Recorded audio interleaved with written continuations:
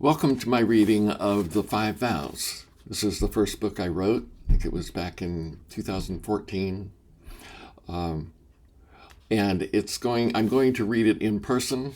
I'm not a professional narrator, so this will be imperfect, but at least it won't be AI. I don't know about you, but I'm really tired of listening to AI voices.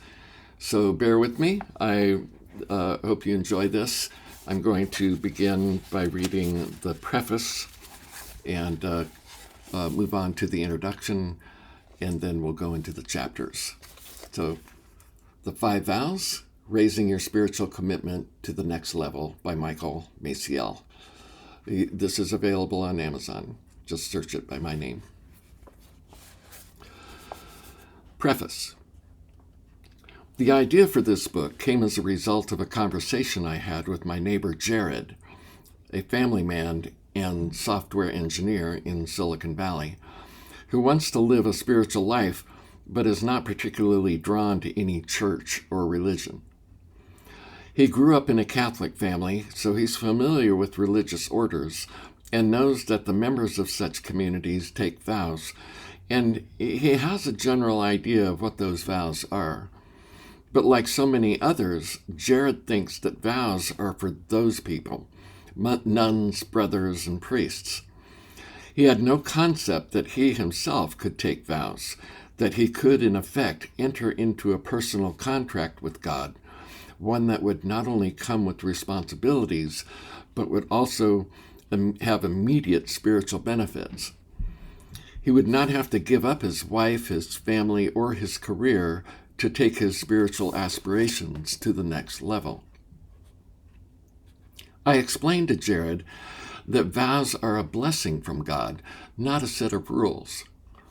They are not an addendum to the Ten Commandments, but rather they are streams of consciousness from the mind of God into which we enter, sort of like continuous downloads from a server in heaven. I had to speak his language to some extent. A stream of consciousness filled with information and updates that would help him adapt to the ever-changing demands of his busy life. At the same time, they would keep him focused in his pursuit of a greater realization of spiritual truth. The best part for Jared was that no one would be telling him how to run his life. His entire journey in this life would be under his control. The decisions that his life would present to him throughout the coming years would be his and his alone. At no time would another human being, no matter how wise or persuasive, make his decisions for him. This way, I assured him, his own conscience would be the sole authority in his life. His own conscience would be, by virtue of the vows he could take, a direct link to the source of universal truth and wisdom. To Jared, taking vows began to look like a way to live a spiritual life in this secular world, privately and autonomously. No one would have to know of his decision, and no one would be dictating to him how he should live up to those vows or how he should interpret them. God would do that through Jared's own conscience and moral sense. Jared already knows that what he does with his life is his responsibility and no one else's. Taking vows would give his spiritual life structure and direction. His autonomy would in no way prevent Jared from seeking the advice of a spiritual counselor. His vows would, however, continually remind him that whatever course of action he took, whether by his own reckoning or by the advice of a teacher, that he would be solely responsible for it. He would be assuming a level of spiritual maturity that many seekers never achieve, spiritual self-responsibility. This book is for you, because chances are you have been led to it by a desire similar to Jared's, to lead a spiritual life without separating yourself from the things that are important to you.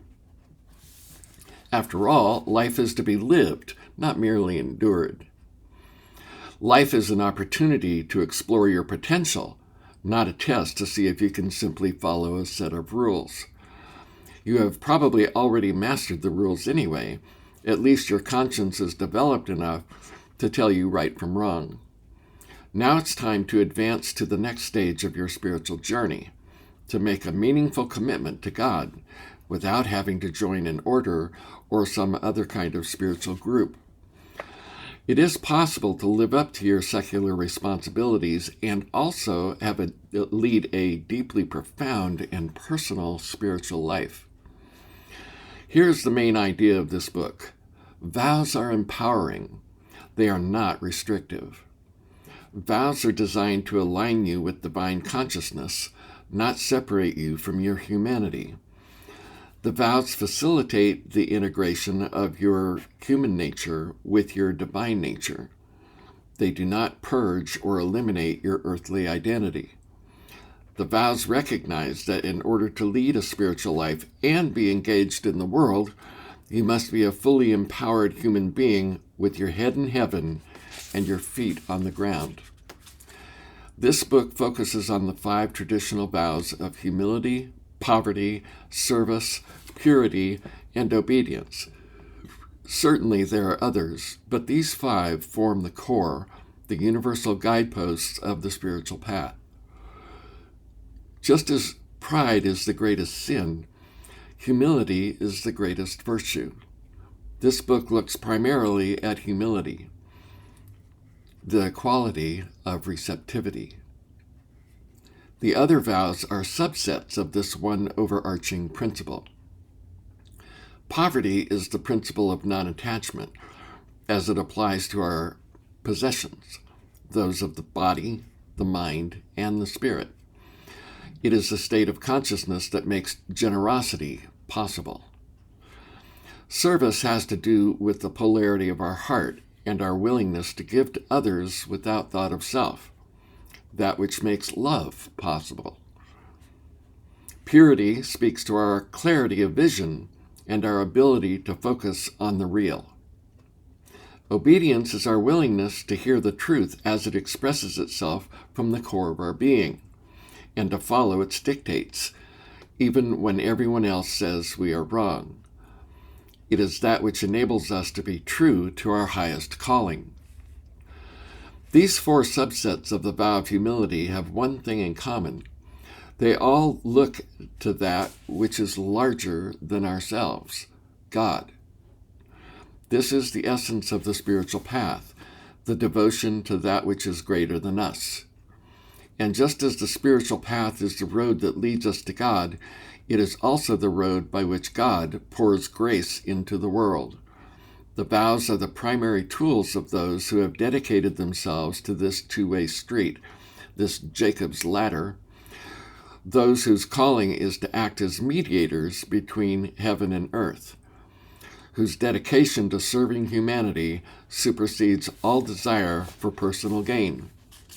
Here's to you, my fellow servants of the way. Introduction. Vows are principles. They are the generic standards by which we can ensure a healthy and vibrant spiritual life, as universally applicable to our soul as the simple laws of right diet, exercise, and proper rest are for maintaining a healthy body. And just as these simple laws of health are universally applicable to everyone, regardless of race or locale, so are the vows universally applicable, regardless of one's religious calling or spiritual path. There is one basic spiritual truth. We did not make ourselves. God created us. Even if we do not believe in a God, the fact remains that we find ourselves in a system that was here before we showed up. Our body, the planet Earth, nature, this solar system, we were born into these with little or no say about them. In an oblique way, we could say that this is the will of God that theologians talk about. But rather than an individualized prescription, The divine will is simply the pattern of creation within which we are born and live out our lives. We did not create the patterns, but when we understand how it works, we can more easily adapt to it and even use it for our benefit. There are rules, principles of nature, by which we must abide.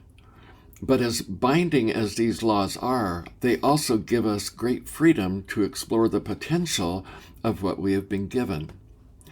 Just as the discipline of science has liberated us from ignorance and enabled us to do things that were once deemed impossible, so do the vows, the principles of the science of spirit, empower us to live a more effective spiritual life. The key word in any spiritual discipline is growth. This is why we are here. Every soul has a beacon that guides it through the dark night of materiality. To most, that beacon is nameless, though it is usually given the amorphous title, God. The more aware we are of our soul's beacon, the better able we are to integrate our ideas of spirituality into our daily life. It is only by setting a course and sticking to it, overcoming obstacles as they arise, and taking advantage of new strengths as they develop, that we are able to grow spiritually. Unfortunately, vows have been linked with one's commitment to an organized religion, such as a church or other spiritual group, which has made them nearly useless in describing the spiritual principles they represent. Ostensibly, vows are taken to God, but everyone knows that it's the organization that judges whether they are being kept. This turns vows into a set of rules one must follow. In a world already overburdened by rules, it is no wonder that vows are looked upon with suspicion, even by the most spiritually oriented people. Vows are intrinsic to spiritual life. They are its basic framework. They are broad enough in scope that we can apply them to any religious practice, and yet they are scientific enough that we can apply them to any mundane activity as well. As principles, the vows are useful to us in our programs of spiritual development, as the laws of thermodynamics are to engineering. Since vows are principles, spiritual aspirants hold them in deep contemplation until they become amalgamated with their soul. The key to this amalgamation is action. As we live the principles, we rewire our thinking. Every time we choose to act in accordance with our vows instead of catering to old habits, we become more receptive to God's influence in our lives. This is the process of atonement, or at-one-ment, the attunement of our human nature with the divine. Through right action, we align ourselves with God. But what is right action? This is a little like asking what is spiritual. The tendency is to think that right action and spirituality are objective forms of behavior, sets of rules that we can follow, conduct we can measure according to recognized standards. In reality, while they are universally real and applicable to all, right action and spirituality always express themselves uniquely in the lives of individuals. The principle is universal, the expression is unique. As long as we remain focused on the principle, our actions will eventually come into alignment, naturally and organically. But the principle must exist for us as a possibility, not as a fixed idea, not as a definition of right action or a clear-cut image of what it's like to be spiritual. We have to hold in mind the understanding that we do not know what the principles are, not in their complete reality, and yet remain open to the divine influence they make possible. Our conception of these principles will grow as we grow. By taking vows, we create a line of demarcation in the span of our life, establishing a point of departure from the world mind. When we ritualize the event, we formalize it. We make it a definitive action in the presence of our spiritual community and in the presence of God. Witnesses add their spiritual support. They bless our new level of life.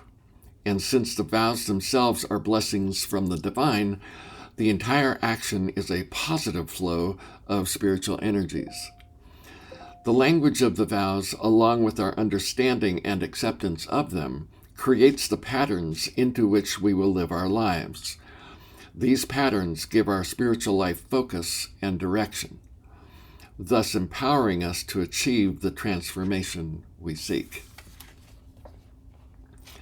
In the next video, I'm going to read Chapter 1, The Unnamed Calling. You might want to purchase the book and read along as I read it. That's up to you, of course. And I'm just happy that I can make this available to you in a way that you can listen as you go about your day. See you in the next video.